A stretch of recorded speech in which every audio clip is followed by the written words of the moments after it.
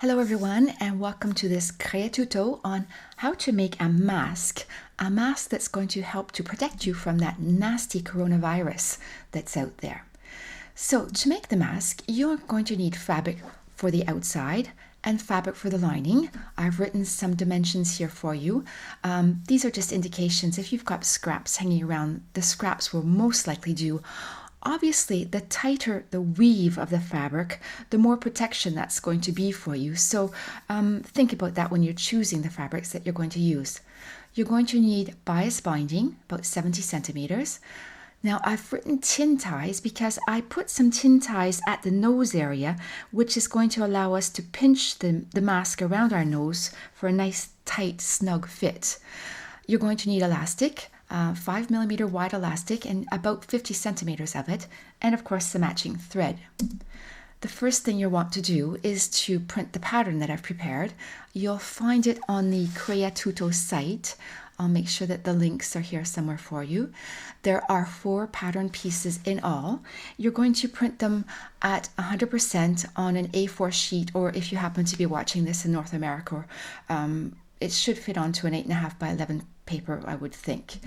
And once you've printed them, now you're going to cut the pattern pieces out of the paper with your paper scissors. And the next thing we'll do then is to cut the fabrics. Now, you're going to cut one mask, the pattern piece 1, and one chin piece, pattern piece 2, from the printed fabric or my outside fabric, and you're going to cut one center piece, which is the pattern piece 3, and 2 side pieces for the lining in pattern piece 4, plus one chin piece, all of that from the lining fabric. And what I've used for the lining fabric are old sheets that belong to my mother-in-law that are that nice, very dense, heavy cotton sort of sheets that people used to use. The first thing you're going to do is to serge or zigzag the edges of the lining pieces. Okay, the edges that are going to form that sort of pouch where we can slip a little extra filter in between the lining and the outside fabric just for more protection. So serge or zigzag along those edges as I've shown you here. And then what you're going to do is with your iron, turn the little hem under or fold on the fold line, which is indicated on the pattern piece. It's about 12 millimeters in from the edge. Press that down. On the outside then, stitch that into place, or from the inside, whichever you prefer. If you do it from the inside, I suppose you can see the edge better and you can stick close to your edge. What you're going to do next is to pin that center lining piece onto the side linings, and you make sure you line your edge of the center piece up with that guideline that I've put on the outside lining pieces. Okay, obviously, once it's all pinned together, it should be exactly the same size as the outside lining piece, which I've shown you here in the photo below. You're going to tack that all into place by just stitching along the upper edge and the lower edge as I'm showing you here with my arrows. The next thing you'll do is to fold that mask in half, the lining as well, and along the top there, pin and stitch the nose dart. I'm not stitching very far in, as you can see, or perhaps hopefully you can see it. I'm just barely in, probably about 5 millimeters in from the edge of the fabric. And then I press that open. When I sew, I press all the time. I like things to be nicely pressed as I go. Now I'm going to pin my mask and lining together, right sides together, at the side edges. And then I'll stitch those side edges 1 centimeter in from the outside edge on both edges of my mask, on both sides of my mask. And once again, I'm going to get over to my iron and press those side seams open. And then I turn the mask right sides out. Now, perhaps I should have put my chin pieces on before I stitched the front and the lining together, but I didn't, and so I'll just do it now. What I'm doing here is folding my chin piece in half just so that I can find the center of it on the curved edge. I'm going to do that for both the lining and the fabric. And then I'm going to pin that curved edge to the bottom of my mask with the right sides together, and I'm matching my centers. So I pin that into place. I do that with the lining as well. And I'm going to stitch just in from the edge, as again, probably just about 5 millimeters in from the edge. The stitching line didn't show up well with the white thread, so that's why I've just given you a black line to show you where I stitched. And you're going to do the same thing with the lining pieces. Now with my wrong sides together, I am pinning the mask together, the mask and the lining together at the top and at the bottom. Next, I'm going to prepare my bias.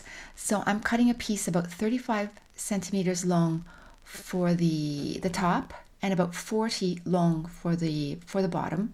In fact, I think in the beginning I said 70 centimeters of bias, and I have just done the addition in my little brain here, and I see that I'm going to be using 75, but roughly, okay, roughly.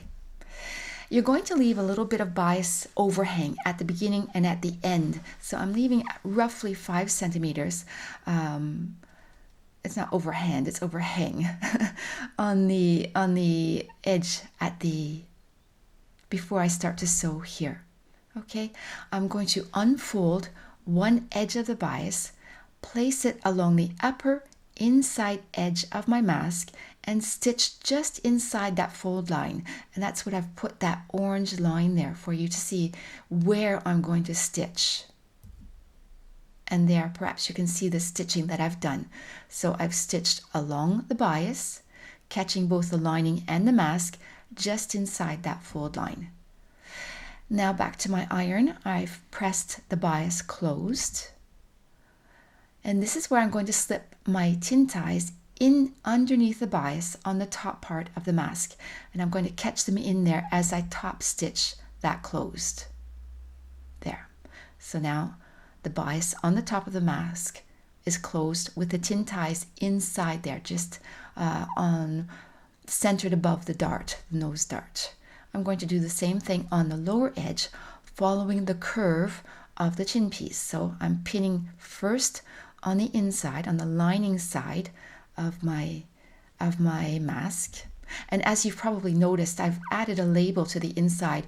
I thought that was just one more little bit of protection, another layer of fabric that nasty little virus has to get through. So I've stitched the bottom bias into place from the inside, and now I'm pressing it closed onto the right side, and I've stitched it. So this is what I've got so far. My bias with overhang stitched onto the top and on the bottom. Okay, there, that's what we've got. So now I'm going to trim that overhang back down to 3.5 centimeters. I've cut one piece of elastic, roughly 30 centimeters from my head, and I'm slipping that elastic into the bias. Right? I'm slipping 3.5 centimeters in until I come up against the edge of my mask. And then I'm going to secure that in place by doing first a straight stitch, and then I'm zigzagging over it because I certainly don't want the elastic to come out.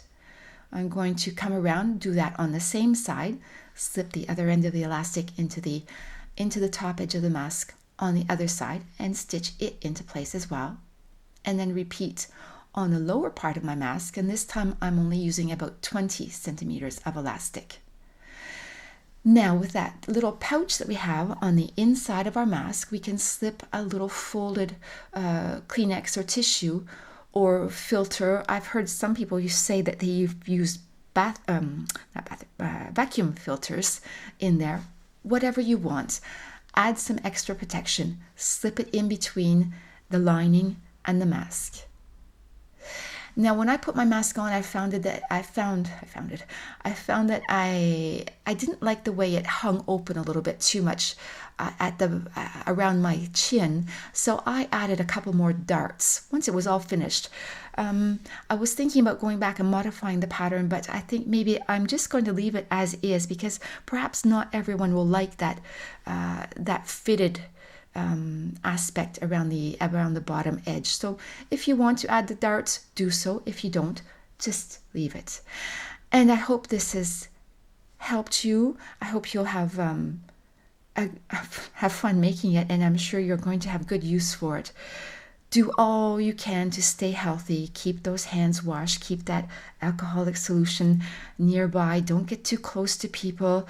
We've heard what you have to do.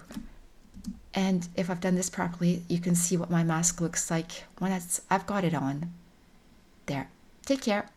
Bye-bye.